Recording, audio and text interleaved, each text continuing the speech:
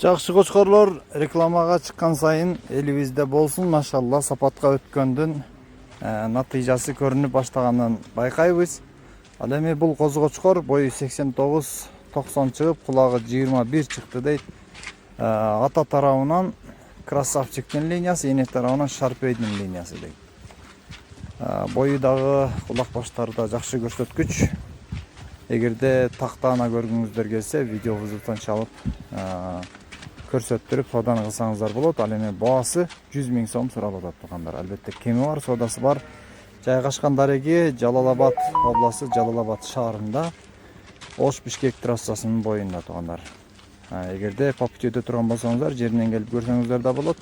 Болбосо видеобуздан, телефондон соданы кылсаңыздар дагы болот туугандар.